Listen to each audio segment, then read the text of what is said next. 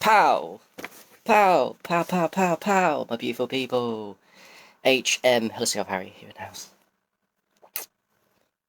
I never plan my Facebook lives anymore, I just want to share what I'm learning. No, just my excitement. Yeah, just my excitement. With, the topic that woke me up. Literally, the topic that woke me up. The thing that woke me up into this beautiful community and truth that I found now of conscious evolution and golf as light workers and all that I found was the trauma, but really it was urine therapy in 2016. Fresh urine. Martha Christie, thank you very much for your book. Shout out. Not sure if Martha Christie's still alive, but her book, Your Own Perfect Medicine. Shout out to me being open-minded and broken. Shout out to all amazing Amazon reviewers. And when I read this book in 2016, I was open-minded. I saw loads of good reviews. Thank God people write reviews, guys, on Amazon books. Hardly anyone does. Have you noticed it? Even me, we're all guilty of like buying amazing books, life-changing books, and we never bother out of laziness and bad habits. We never think it's actually important to write reviews of Amazon books. But since I'm a book writer, 8 books in, and soon to be 9, hopefully next couple of months. Yeah, Giselle, see you tomorrow. Since I'm 9, I'm going on lots of debate. These are important topics though. Since I'm a book writer, I actually see the importance now of people leaving you reviews. Because it does help with sales, but really we don't write books for sales, do we? Do you think I wrote books on aged urine for sales? It was more like I wrote books on aged urine because it's the most powerful, which I'll talk about in a second, one of the most powerful free medicines on earth. It is one of the most powerful and it always will be. Amazing. But anyway, it was because of all the amazing reviews on Martha Christie's book, Your Own Perfect Medicine, that I bought, and I was open-minded, that I bought that book, not really knowing it was about urine. It arrived, and within a day, because it's a short book, I just read all the science from 1930s and 40s that has since been suppressed, and they stopped doing the studies on what is in urine. That's amazing. I was sold. No, I didn't placebo it. I was sold. So I think the next morning, I drank my first batch of urine, first morning urine, a little bit, changed my frequency from tap water. Holy shit. And I remember saying to myself, my life will never be the same again. And at that point, I was coming home from another failed venture as a wanting to be a dating coach, even though I was shit at it. I was coming home from another failed venture, which you could look at, oh, another failure. My dad was picking me up. I'd run out of money and rents to live in Birmingham. I had to go back to live with my parents.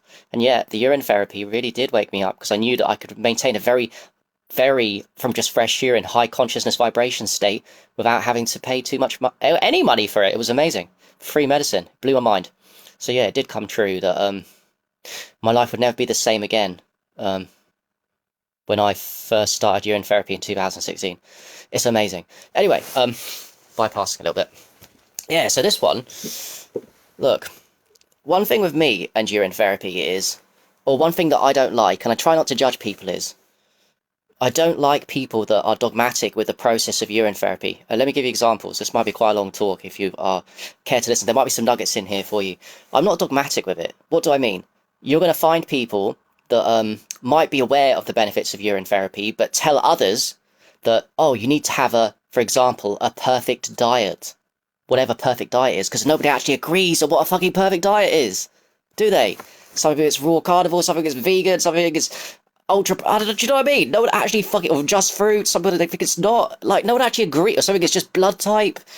So, what I'm saying is, what the fuck? We don't even agree on what a perfect diet is, but people will tell other people that, well, I'm getting really hot, my brain's going. People will tell other people that, they'll put other people off urine therapy because their diet's not perfect. Well, I'm like the opposite. I'm like, to everybody, and I'll always be like this, I'm like, just fucking do it. Doesn't matter what your diet is, because my diet was shit. I was eating 3 meals a day and I wasn't into health when I started urine therapy, and it was a massive difference. Yes, the urine gets a bit more high quality if you improve your diet, you fast more. Yeah, yeah. And then, even if you don't, you've got aged urine, where it becomes perfect anyway. See what I'm saying? I don't subscribe to dogma. Other people do. It's always been my jam, because then you capture more people, because actually urine therapy is perfect all the time. All the time. Urine is perfect for us to drink at all times, despite dying. John Armstrong has proved this. Actually, it wasn't even Martha Christie's so much the resurgence in the 90s of the urine therapy. It was probably John Armstrong in the 40s with the book The Water of Life that really researched it. Anyway, he was a big proponent. I think he was eating meat and stuff. He was eating all kinds of stuff and whatever. But he saved people's lives from cancer with aged urine, despite what we have, the differences we have on diet, just because it was powerful. Just because it was powerful. It was amazing. So don't subscribe to Dogma. It's amazing. Anyway, and the reason why I think I brought it up is because I got a plastic bottle here. And Brother Sage is watching, who's another legend, who's probably more dedicated than me on urine therapy, and I'll always love him. And doing it longer than me, older than me. We're similar, I guess, because we've written books. I think he's written...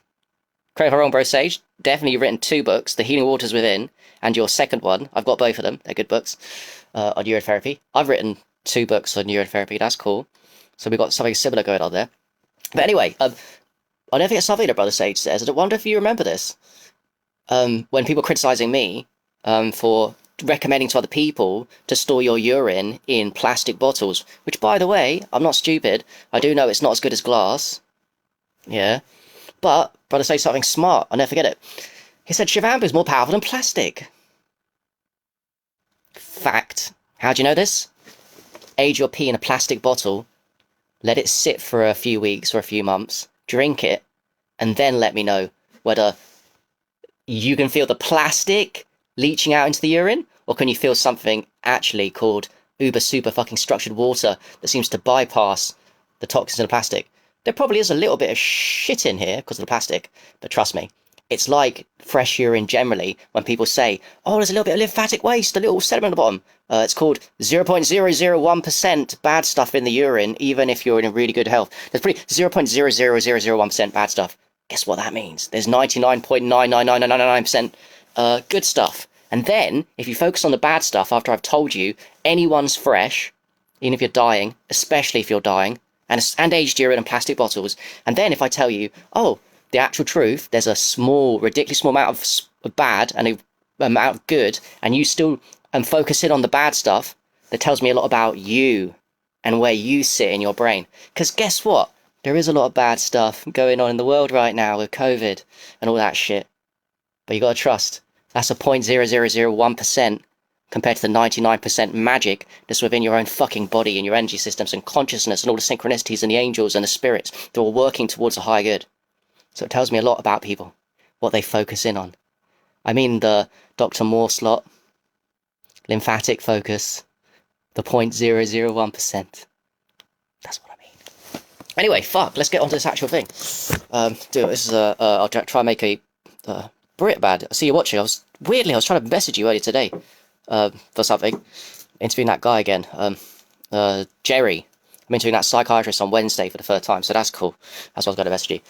Anyway, this is amazing.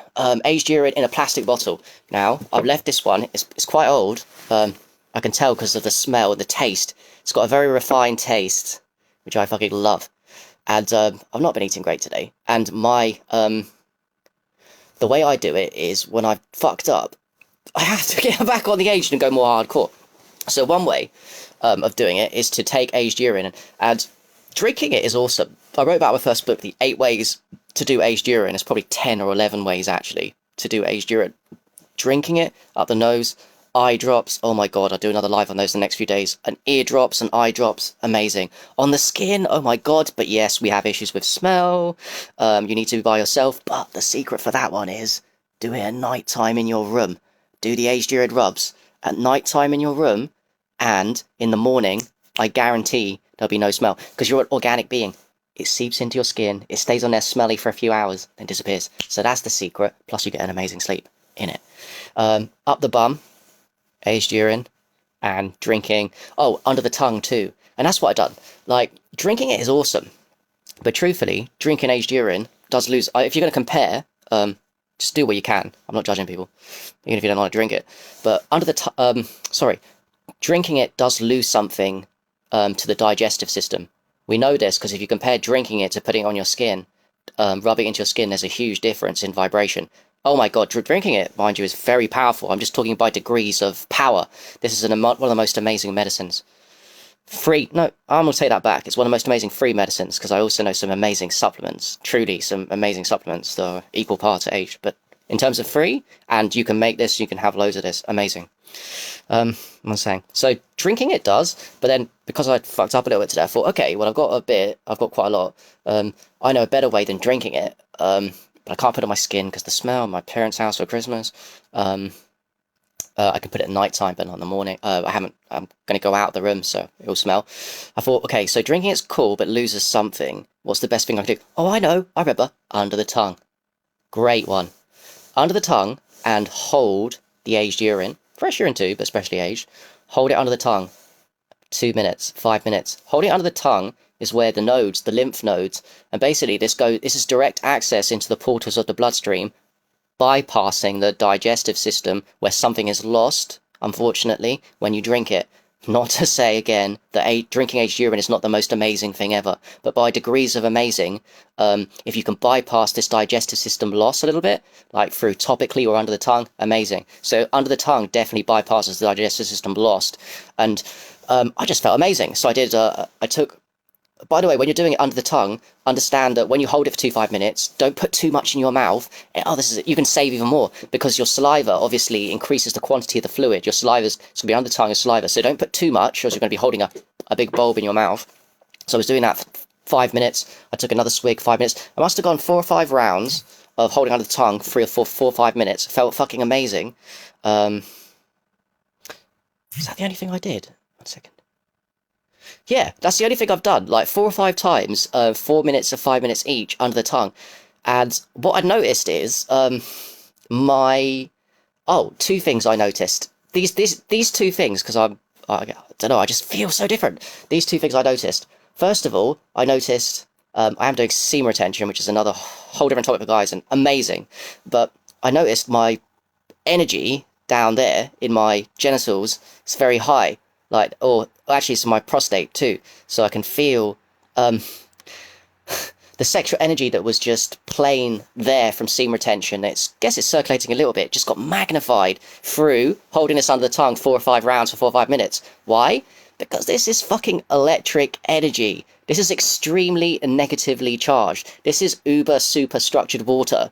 When this uber super structured water, extremely negative charge, extremely electric, one way of putting it, like a fruit's electric, but it's nothing compared to this, man. Like, truthfully. When you mess about with this, and you get a straight into bloodstream bypassing the digestive system, now all of a sudden, as I'm talking to you, I can also feel my balls right now, and my prostate, and I can feel them on fire. So in other words, if I was to, it's only because of this, because it wasn't before. Yes, I'm doing semen retention, but the semen retention is the base, the foundation, and then stuff like this really activates it. So in other words, if I was to shut off the camera now and do testicle breathing, which is basically draw conscious awareness to my ball sack and my prostate, I would quite easily mess about and have some fun, some real sexual pleasure. In fact, there's sexual pleasure going on right now. As I talk to you consciously, I can feel the sexual pleasure in my prostate. It's awesome, and it's literally just been activated. Yes, semen retention being the foundation, but I've eaten bad today, so don't think it's fasting. It's not. It's semen retention and mainly aged urine, of which I've taken in a very powerful way under the tongue 4 to 5 times, 4 or 5 minutes. I can feel it there. It's a lovely feeling on my prostate. Maybe after this I'll get off and have some fun, some sexual fun by myself, but not touching myself, ironically. But all I need to do, because it's already there, is to close my eyes and feel my prostate. Oh God, this is a super long video, which, by the way, I figured out. I'm just getting it all out of this one. When Taoists and people recommend the testicular breathing for guys, which is basically just conscious awareness of an organ of your body. It's just the testicles. Conscious awareness of your testicles. So you breathe, as you breathe in, the realities of the testicles is they expand, and as you breathe out, they contract. Well, when you do that, the expansion, contraction of your testicles, which you're not normally aware of, testicle breathing, just focusing on a part of your body, obviously you magnify the chi, don't you, in that area of the body, right? You magnify it, and the muscles of the testicles, which are moved by the prostate muscles, I didn't connect the dots, I'm fucking stupid sometimes. The prostate muscles are the ones when they expand and contract through breathing. So as you breathe, as a guy, the prostate contracts and expands, and this makes the testicles breathe. So basically what I'm saying is, when you do testicle breathing and you're charged up with energy from some really powerful shit, you're basically focusing on the prostate, and the prostate is the one. It's the root one, I think, for guys in terms of sexual energy work and getting out this idea that ejaculation is the shit. I know this from my own experience. I'm not an expert. I hope to be one day. But let me tell you, I've done some things with my prostate. I can feel things in my prostate that are nothing to do with my willy or testicles. My prostate is not my testicles. It's another part. It's the next part. It's almost like the first step towards sending sexual energy to various organs of your body, whether it be the brain, your heart. The first step for guys, getting out this idea of ejaculation, out and loss, is to experience pleasure in another part of your body. And the first one, almost always the first one, is the prostate. It's the nearest to the testicles. It's connected, but it's very different, and it's internal, and it's fucking sexual as fuck, and it feels amazing. Because I'm talking to you now, and all I need to... It's just off. It feels amazing. Oh my god. Let me tell you, prostate fucking, prostate orgasms that last, because this is going to last a while. I'm going to do some more of this after this. But this, what I've got going on now, in the prostate, not in my, because I'm not hard. I'm not aroused. Well, my lingam's not engorged or aroused, but the prostate is aroused. Because there's energy there from the semen retention. Weird, isn't it? Weird. You don't need to have... I don't know. I'm confused on something. I am changing the subject too. So anyway, that was number one that got me excited, and even now, the aged urine under the tongue, 4 or 5 minutes, 4 or 5 rounds. Yes, it's a few months old, so it's quite more powerful, obviously, there it goes. And all of a sudden, my sexual energy is activated as fuck. Second of all, aged urine, and I noticed something else when I was doing this. I noticed my heart rhythm had changed. My beats were more rhythmical, but not like subtly, because I wouldn't have noticed. It was a huge difference in what you'd call, I guess, heart rate variability. Heart rate variability is something that you want a lot of. You want a high heart rate variability, a heart rate that can, it's not going ba-dum, ba-dum, ba-dum, when you're stressed, non-stressed, and like a no rhythm, almost like no life, like a lifeless zombie. You want a high heart rate variability, so when you're stressed, it changes when you're lower. Anyway, I can just feel something in my heart called a very, very, very high level of heart rate variability, which is good. I can feel the heart rhythm change significantly because I wasn't focusing on it. I was fucking watching the TV and on the laptop while I was doing all these things after eating crap food and doing this. And then the two things I noticed, the sexual energy, which is on now, in the prostate, feels amazing, and second, my heart rate variability, became awareness of my heart. And that's why I love what I do. It's all about body feel and sharing like your truths, because sometimes you come across medicines that are like super powerful, that don't just like subtly remove your vibration. You know, like changes in diet, they're really hard, and they're amazing. They make warriors of us, but they're subtle, they take time, and they're just slow. And then you come to things like urine therapy, which is just fresh, was a huge shift for me from tap water. And then I do hear from a lot of people sometimes that fresh urine hasn't done anything to them, because a lot of people saying that to me and others. I've been in the health community for a long time, you see, and they've cleaned themselves out. Well, I will never, ever in my life hear anyone who messes about with aged urine, a couple of weeks old, let alone a few months, ever say, you will never hear this. You will never. And if you do, they're fucking lying. You will never hear someone who's tried, sincerely tried, even for 1 second, like a zip of age, a couple weeks old. Never will they say, I did it and I didn't feel a fucking difference. Because if you did, you're a fucking liar. Let me tell you, I've never heard it. I've heard it with fresh, I get it. But never with aged. That's how powerful the medicine is. Always a huge shock in vibration and thing.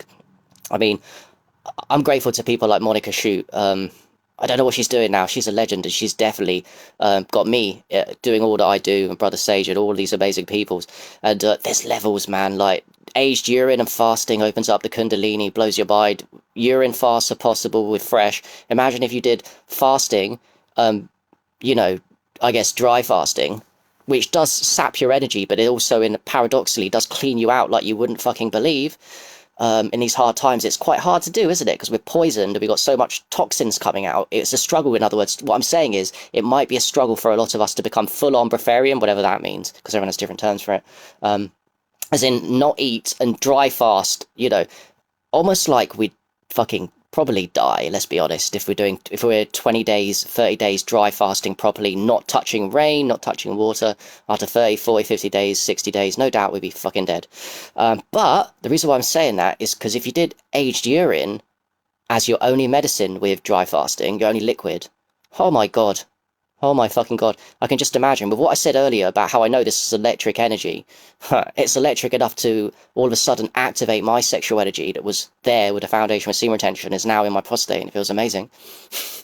You know, can you imagine when you're fasting, and I've eaten crap food, which has drained it, but yet the aged is so powerful, it's just activated all the crap, like, to a level you wouldn't fucking believe.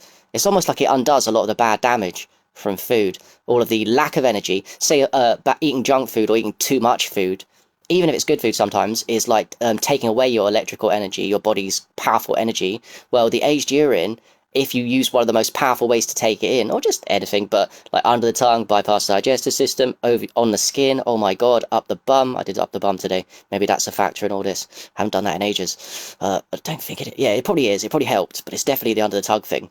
When you do it, these things bypass the bad things you do, the naughty things that we're all guilty of. That's what I'm saying. We're humans. I'll leave you this message. We're all humans in the Matrix. I'm in the Matrix. I was born in the Matrix. Yes, we're unplugging from the Matrix. We're unlearning from the Matrix. But I'm still a product of the Matrix. I'm not going to go... I've tried it, by the way, last year, living off-grid, and I'm too young, and I'm still a product of the Matrix, and I've still got a little bit... honestly, I've still got a bit of work to do to really go full-on into the lifestyle of off-grid permaculture. Because I'm still conditioned a little bit. I want to be around people to really... Do you know what I mean? I'm still a part of it. I've still got my addictions. I've still got my weaknesses. And all those weaknesses and addictions come from being surrounded by the wrong people. I've lived 34 years of my life. My parents only got out in the suburb. I've only come back here for a bit. I'm permanently out. I'm in London now, permanently, which I love. But 34 years of my life, I was living with my parents. It's all conditioning from the Matrix. The people you surround yourself with, and by the way, if you don't have a good community around you, you're going to get caught up in the people of the Matrix and their habits, their shit food, their shit TV, their shit lifestyle. Not probably to the levels that they are, but you'll still get sucked in sometimes, and you'll still feel that attachment to the things. I mean, your childhood memories as well are Matrix stuff, Matrix movies, you know, bullshit, Bambi, programming, all that crap. Do you see what I'm trying to say? Even your childhood memories, your fun memories, pop music, it's all there. So, as it is, I'm a product of the Matrix, still deconditioning and not perfect, but I don't really care, because we've still got powerful medicine. Alright, I've made this super long. I do appreciate everyone for watching.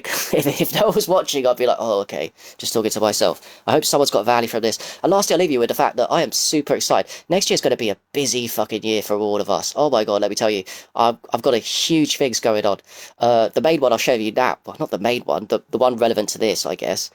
There's two relevant to this. The main relevant to this is the next book is on aged urine, the Vipassana. It's called Aged Urine, the Buddha and Vipassana, which I'm sure some of you might have seen already. So did do a few poster stories on it. There's a link that I want to share with people, because I was born to talk about aged urine. I was born to be the first person to write the books on aged urine. I was born to set up a business with aged urine. Stay tuned for that next year. Probably next year. Probably out the year after or next. This is for mainstream, for us too, more for mainstream. So I'm going for the mainstream aged urine route. A little bit less disgusting, but still as powerful. So that's cool. And I was born also to talk about the actual fact, I think. Hey John, man. See you soon. I was born to talk about the fact that I know in my heart, and the Buddha actually said 4 times in the Pali Canon that aged urine is the perfect medicine. Basically what Martha Christie said. One of his quotes, going forth, let aged urine, not fresh urine. The Buddha didn't say fresh urine, he said fermented urine. Smelly stuff. The Buddha fucking knew, man. He said, going forth, let fermented urine be your medicine, one of the quotes. He also said in one of them, it was the key to enlightenment. And then, I connected the dots on this last Vipassana, my 3rd one I went to. Because I did something naughty. I broke the rules on Vipassana, and I drank aged urine. You're not supposed to. I had a bottle and a half. I drank it before Vipassana. Complete game changer. It's very obvious to me. The Buddha obviously talked about aged urine. That's why he wrote about it. And somehow that knowledge has got watered down and forgotten. Everyone talks about Vipassana, the Buddha's enlightenment. Somehow the aged urine message has got lost. Hey, here's Harry, and hopefully you guys to spread the information back again. But it's very obvious to me that the Buddha's enlightenment, which I do believe at 35 years old, so he died at 80, one of the keys to it was the fact he was a copious consumer of aged urine. And when I did aged urine, from my own little experience, when I did aged urine before Vipassana meditation, oh my God, your concentration, which is the first key to Vipassana, there's two keys. The first one is concentration to a very fine point. Concentration, deep, deep concentration. The Matrix tells us, teaches us, trains us not to concentrate, have, including me, I'm the worst, have fishbowl attention span. That's what the agenda's all about. The agenda's all about having a fishbowl attention span and taking away your concentration. Because when you truly concentrate, you can start the process of becoming enlightened and happy. First of all, happy, concentrating. When your mind wanders, you're a monkey. You don't even know who you are. When you concentrate, you can relax, be calm, see things as they are. And it's the key. It's the first key to Vipassana. Deep, deep concentration. Actually, to all meditations. So aged urine is perfect for all meditations.